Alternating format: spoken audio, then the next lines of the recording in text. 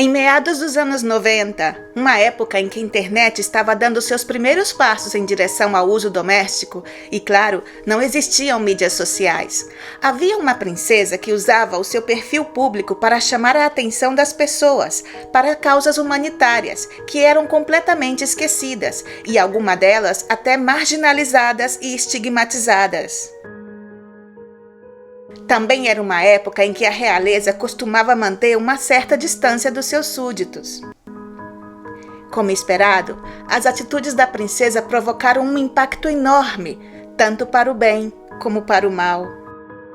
Na verdade, a sua vida foi cheia de extremos. Desde a sua infância, ela teve tudo e nada. Recebeu muito amor e desprezo total. Viveu um pesadelo quando deveria ter sido um sonho se tornando realidade. E quando parecia que após muita luta, dor e decepção, ela finalmente havia conquistado seu espaço e podia ser ela mesma, uma tragédia aconteceu.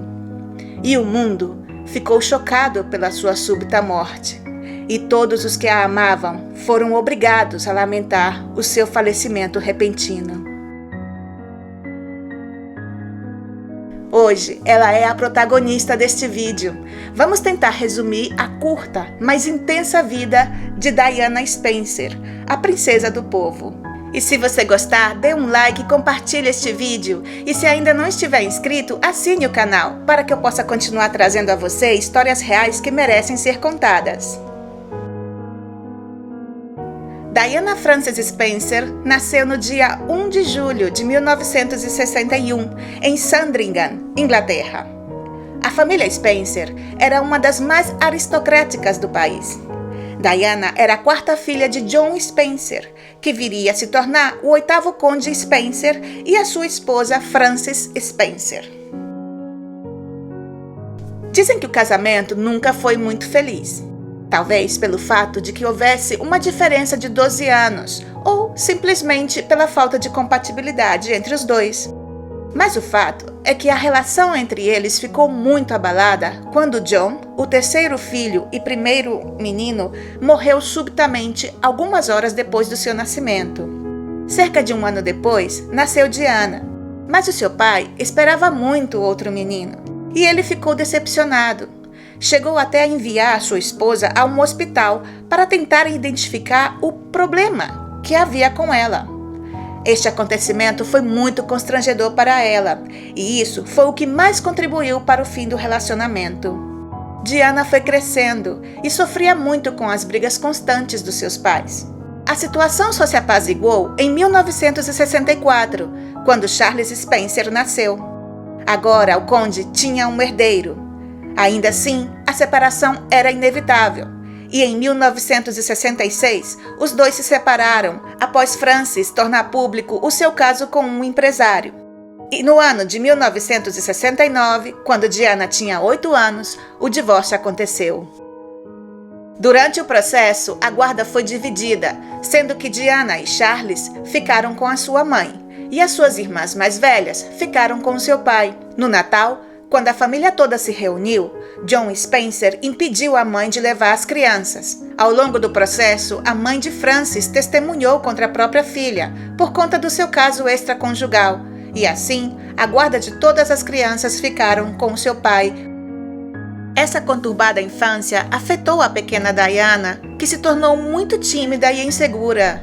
Ela primeiramente foi educada dentro de casa por uma tutora privada. Mas conforme foi crescendo, ela começou a estudar em escolas. Ela passou por várias instituições na Suíça e Inglaterra. Durante os seus anos de estudante, ela nunca se saiu muito bem no quesito acadêmico. No entanto, ela era muito participativa na parte social dos estudantes. Ela chegou a receber um prêmio pelo seu espírito comunitário em uma das escolas que estudou.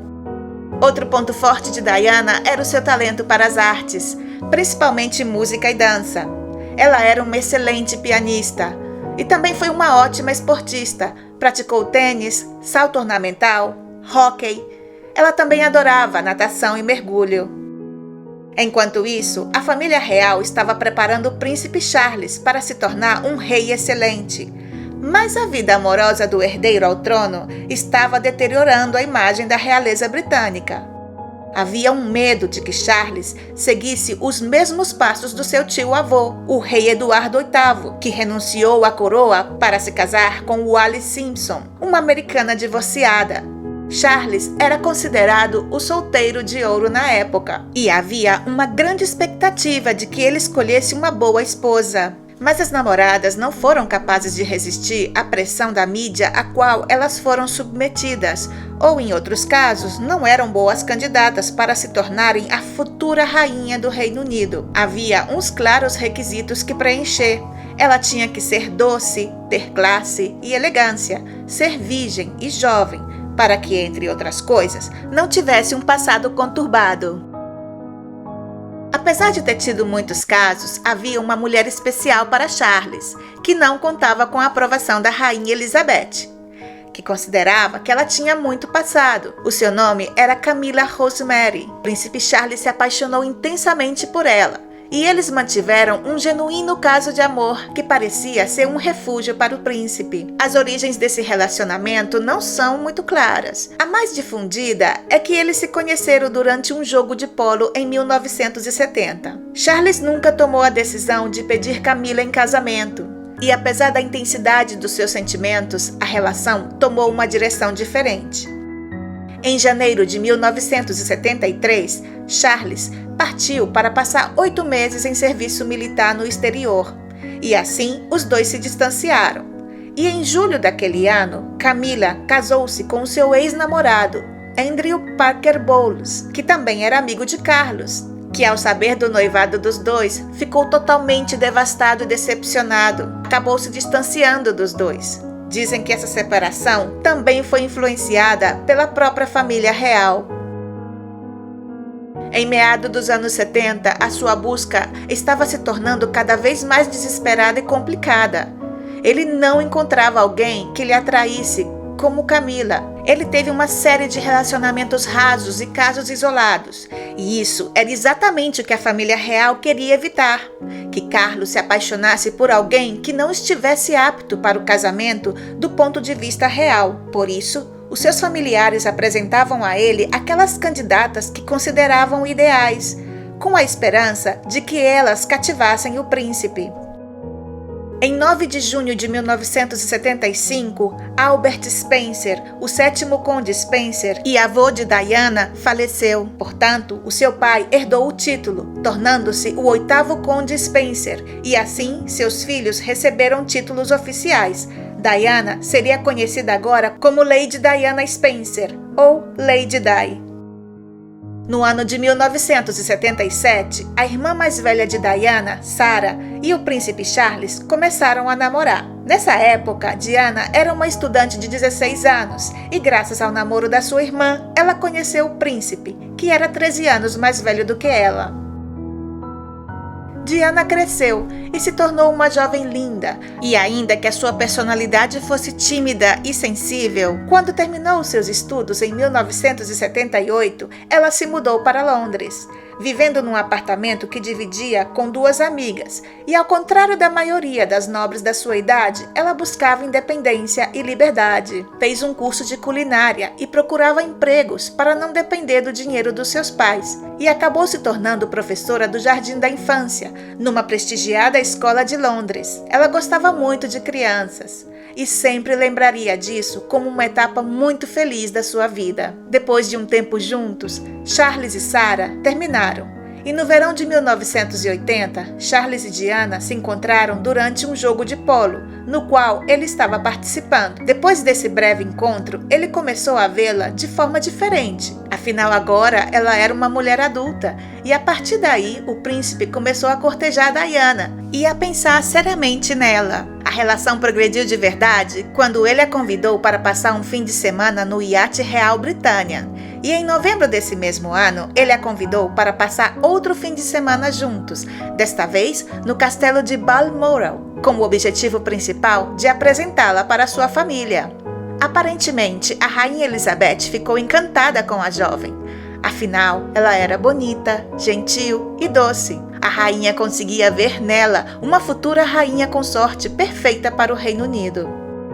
imediatamente se tornou a candidata ideal para se casar com Charles.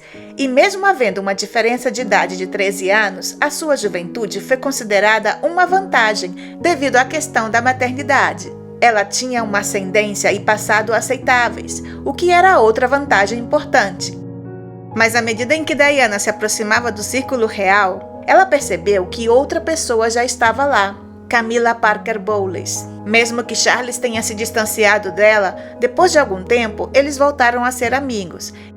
O relacionamento de Diana e Charles foi positivo para a família real, pois ela renovou a imagem da monarquia britânica. Diana era uma novidade para todos, afinal, ninguém sabia nada sobre ela, já que ela não era do círculo social do príncipe. O seu namoro chamou muito a atenção dentro e fora do Reino Unido.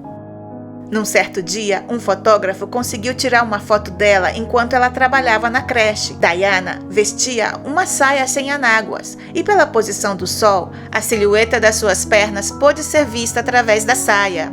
Esta imagem foi publicada em todas as capas de revista com a seguinte manchete: a namorada de Charles. Ela ficou muito envergonhada. Mas a imprensa percebeu que cada vez que Diana aparecia nas capas, as vendas aumentavam consideravelmente no mundo inteiro. A partir de então, os fotógrafos começaram a persegui-la em todos os lugares, tentando conseguir a melhor foto. Todos estavam cativados com a imagem dela, e alguns jornalistas perguntavam para Charles sobre o casamento. Charles estava sob muita pressão. Todos aguardavam ansiosamente a notícia do noivado, principalmente a família real. Afinal, era uma ótima pretendente e não havia motivo aparente para que ele não pedisse a mão dela em casamento. 6 meses se passaram desde que eles começaram a se encontrar e se conhecer de forma amorosa. Ela estava encantada com ele e com aquele mundo da realeza. Mas ele não estava muito certo de que ela seria o seu par ideal. Afinal, mesmo ela sendo perfeita para a posição aos olhos dos outros, eles eram diferentes e tinham visão de mundos diferentes. Ele não a enxergava como uma mulher perfeita para ele e estava muito receoso de dar esse importante passo. Mas, semanas depois, ele chegou numa decisão. E em 24 de fevereiro desse mesmo ano, o anúncio oficial do noivado aconteceu com um anel de ouro branco e safira azul. Naquele momento emocionante do anúncio do casamento do herdeiro do trono, uma jornalista perguntou se eles estavam apaixonados. Sem hesitação, ela disse: "É claro que sim." Mas Charles foi rápido em dizer: "Sim, seja lá o que signifique estar apaixonado." Diana ficou claramente perplexa e envergonhada com a resposta do seu noivo. Uma resposta que entraria para a história. No mundo de Charles, o casamento era muitas coisas, mas não o amor verdadeiro. Para Diana, era todo o contrário. A família real percebeu logo o impacto positivo que Diana tinha sobre o povo. Eles adoravam a sua humanidade. Ela era simples, natural, tímida e acessível, e muito elegante. Sempre que os noivos apareciam juntos em público, ela deslumbrava as multidões, e isso deixava Carlos incomodado. Ela era o centro de todas as atenções. As mulheres queriam se vestir como ela, e o seu penteado tornou-se a moda da época. Mas em público, ela oferecia uma imagem feliz e sorridente. Já em particular, estava incomodada com a presença de uma pessoa, a amiga de longa data do príncipe, Camilla, que estava muito presente na vida do casal. Ela estava começando a perceber o que estava acontecendo ali, mas já tinha se adentrado demais nesse meio para sair da situação. Dias antes do casamento, ela encontrou uma pulseira na mesa de Charles, pulseira esta que ele havia encomendado para Camilla. Essa descoberta partiu o coração da jovem noiva apaixonada. Naquele momento, ela pensou em terminar o casamento, mas as suas irmãs a convenceram a mudar de ideia, pensando que este romance entre Charles e Camilla terminaria após a cerimônia. O casamento entre Charles e Diana aconteceu no dia 29 de julho de 1981, na Catedral de St. Paul, em Londres. Esta catedral foi escolhida ao invés da tradicional abadia de Westminster, porque era maior e permitia um percurso mais longo para exibir a grandiosidade daquele evento para mais pessoas. Dentro da catedral se reuniram 3.500 pessoas no evento que seria considerado o casamento do século. Diana foi levada da Clarence House para a catedral, como num conto de fadas. Ela estava com um véu cobrindo seu rosto e acompanhada por seu pai em uma carruagem de cristal que foi feita em 1910 e comprada pelo rei Jorge V para sua coroação. Ela caminhou em direção ao altar ao lado do seu pai e chegou a dizer anos depois que, ao entrar, ela logo percebeu dentre todos aqueles 3.500 convidados que estava Camila, e isso estragou o dia do seu casamento. Cerca de 750 milhões de pessoas por todo o mundo acompanharam a cerimônia pela televisão. 1 bilhão se contarmos com a audiência de rádio. A lua de mel começou no iate real, num cruzeiro de 11 dias pelo Mediterrâneo, passando por vários países. Depois disso, eles voltaram para o Reino Unido e tiveram uma sessão de fotos no castelo de Balmoral.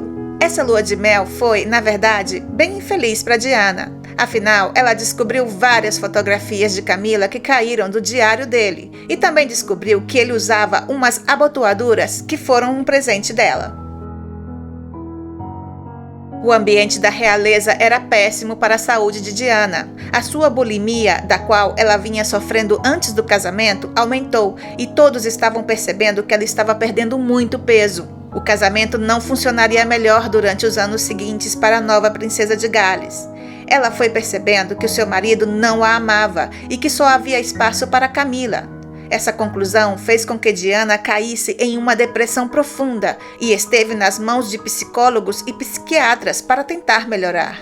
Mas em público, ela sempre mostrou o mesmo rosto, sempre ao lado de Charles em qualquer ato ou viagem oficial. Porém, ela nunca recebeu um só elogio da parte dele. Em outubro de 1981, em sua primeira viagem ao país de Gales, Diana deu a notícia de que estava grávida e durante a gravidez surgiu outro problema para ela. Agora, a rainha Elizabeth II e outros membros da coroa estavam preocupados de que Diana estivesse recebendo tanta atenção, ofuscando o legítimo herdeiro Charles. Após o nascimento de William, a situação se acalmou e Charles se mostrou totalmente atencioso com seu filho. Com o passar dos meses, durante as aparições públicas, a multidão somente queria ver Diana, e isso provocava que Charles tivesse muita raiva dela. E assim continuou durante os 3 anos seguintes, até a chegada de Harry. De acordo com Diana, 6 meses antes do nascimento do seu segundo filho, Charles estava atencioso, mas isso não durou. Em setembro de 1984, tudo desabou horas após o nascimento do seu filho. Charles ficou chateado, até mesmo desconfortável, quando questionado se o bebê se parecia com ele. O fato era que Harry tinha todas as características físicas da família Spencer. E também Charles estava chateado porque ele queria que fosse uma menina. Depois do nascimento, o casal saiu do hospital e foi para o Palácio de Kensington. Pouco depois, Charles saiu do local e foi com seu melhor amigo jogar uma partida de polo, ao invés de ficar ao lado da sua mulher e do seu filho recém-nascido. Superando todas essas adversidades e tendo plena consciência de que Charles nunca amaria, a essa altura ela já não se importava mais com o que estava acontecendo entre Charles e Camila. Então, ela entrou em uma fase de aceitação e, o mais importante, de superação. A partir desse momento, ela decidiu que faria todo o possível para usar o poder de impacto que causava na sociedade para algo melhor, o bem às pessoas mais vulneráveis. Ela fez centenas de visitas a hospitais, lares de idosos e ajudou em muitas causas de caridade em todo o mundo. Diana foi uma das primeiras pessoas famosas a trabalhar na conscientização de doenças como a AIDS, que até então os portadores de HIV eram pessoas totalmente estigmatizadas. Ela queria que o mundo soubesse a verdade sobre essa doença e quebrar todos os tabus. Mas a coroa inglesa não estava gostando de ver que alguém que nem era membro de sangue estava tendo tanta importância no mundo. Eles estavam cansados de Diana, que não entendia o papel que eles queriam que ela desempenhasse. Ela só tinha que ficar bonita nos eventos e nunca ofuscar o seu marido, o herdeiro ao trono. No final de 1987 surgiram as primeiras notícias dos problemas matrimoniais. Em 1989, Diana apareceu com ele na festa de aniversário da irmã de Camila. Nessa festa, ela confrontou a amante do seu marido, dizendo-lhe para parar de tratá-la como se ela fosse uma idiota e que ela já sabia há anos o que estava acontecendo entre eles. Esta informação está presente na primeira biografia que foi publicada sobre Diana em 7 de junho de 1992, intitulada Diana, Sua Verdadeira História, escrita por Andrew Morton. Ele escreveu esse livro com base nas conversas que teve com ela. Na época, este era o projeto secreto de Diana. A Casa Real não tinha nem ideia. Ela precisava que a sua versão fosse conhecida. Este livro viajou o mundo, mostrando todas as infidelidades de Charles, os distúrbios alimentares e as tentativas de suicídio de Diana. O livro era chamado popularmente de O Livro da Vergonha, pois apresentou uma imagem de um casamento em guerra, além de não deixar Charles, Camila e a Casa Real em uma posição muito boa. E assim foi quando o mundo soube que o conto de fadas era um pesadelo. Alguns simpatizaram com ela, porque o livro a tornou real, mostrando que ela tinha os mesmos problemas que qualquer um poderia ter. Porém, isso não agradou à família real. E alguns meses após a publicação do livro, Charles e Diana se separaram. Em 1995, Diana deu uma entrevista para a BBC, que foi transmitida na televisão em horário nobre. Diana falou claramente, admitindo que tudo no livro era verdade. Ela falou que o casamento estava difícil porque tinham 3 pessoas nele. Ela também contou que ela tinha tido um caso com Berryman, um dos seus guarda-costas, por quem ela se apaixonou, mas que mais tarde foi demitido e posteriormente morreu em um acidente de motocicleta. Ela também contou que começou um caso que durou 4 anos com James Hewitt, oficial de cavalaria do exército britânico e instrutor de equitação da Casa Real. Haviam boatos de que Harry não era filho de Charles, e sim desse amante. Mas o próprio James negou, dizendo que Harry nasceu 2 anos antes de que ele e Diana começassem o romance. Este amante acabou se aproveitando do estrelato da princesa e publicou um livro em 1995 sobre o caso que teve com ela. Nesse mesmo ano, Diana iniciou um relacionamento com o cardiologista paquistanês Hasnat Khan, que morava em Londres. Eles se conheceram durante as visitas frequentes dela ao hospital onde ele trabalhava, mas ele acabou rejeitando-a porque ele não podia suportar a pressão da mídia. Em 28 de agosto de 1996, Diana se divorciou oficialmente do seu marido, mantendo-se como princesa de Gales, porém foi privada do seu título, tornando-se assim a única princesa não real na história do Reino Unido. Ela foi autorizada a continuar vivendo no Palácio de Kensington com seus filhos, porém já não poderia ser chamada de Sua Alteza Real. Isso a abalou muito. O seu filho William a confortava, dizendo que devolveria o seu título quando ele fosse rei. Diana, agora com mais liberdade, emprestou a sua imagem pública a várias organizações humanitárias e apareceu em muitos eventos de caridades. Ela já era conhecida por sua dedicação humanitária. Quando ela tinha 36 anos de idade, no momento bom da sua vida, depois de tantos anos presa num casamento infeliz, na noite de 31 de agosto de 1997, a princesa Diana sofreu um acidente na Ponte de l'Alma, em Paris, enquanto era perseguida por 7 fotógrafos em motos. Ela estava com mais 3 pessoas dentro do carro, incluindo seu namorado Dodi Al-Fayed, o herdeiro da cadeia de lojas Harrods. O carro estava a 170 km por hora, quando o motorista atingiu um pilar no túnel.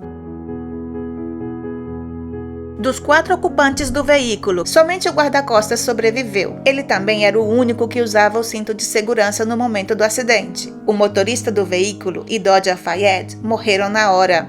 A princesa morreu horas depois, por volta das 4 da manhã no hospital para o qual foi levada. Infelizmente, nada poderia ser feito por ela. E o fato dela não estar usando o cinto de segurança na hora do acidente foi decisivo para causar a sua morte. A autópsia revelou semanas depois que o motorista tinha altos níveis de álcool no sangue e estava sob efeitos de medicamentos não compatíveis com um estado de embriaguez.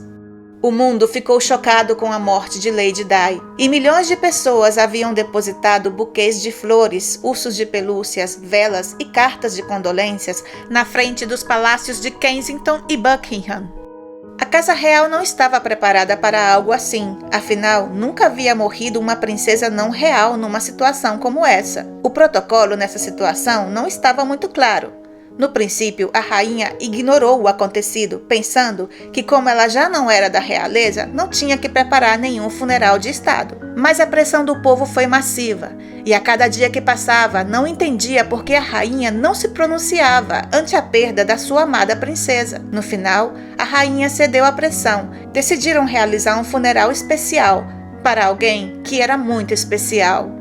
O mundo inteiro parou para assistir o funeral da princesa. A cerimônia oficial foi realizada na Abadia de Westminster, em Londres, onde seu grande amigo Elton John dedicou uma canção a ela. A morte da princesa desencadeou uma onda de teorias conspiratórias, que chegaram ao ponto de culpar diretamente a coroa e aos serviços secretos britânicos. As últimas investigações oficiais determinaram que tudo não passou de um acidente e que o motorista não estava em condições de dirigir o veículo. Ainda assim, os rumores persistem, 24 anos depois daquele trágico acidente. Diana está enterrada em uma pequena ilha, em Oldthorpe, numa propriedade da família para preservar a privacidade da princesa. E naquele 31 de agosto de 1997, Inglaterra e o mundo perderam uma pessoa excepcional, uma mulher extremamente perseverante e forte, que teve que lutar muito para ultrapassar as dificuldades da vida, que sofreu muito e também sentiu a dor do próximo. Possivelmente, ao não poder ter essa paz e amor que tanto necessitou, decidiu espalhar carinho e amor aos outros que sofriam. Tudo isso sem deixar de cuidar dos seus filhos, aos quais ela se dedicou até o dia da sua morte. Ela nunca será esquecida.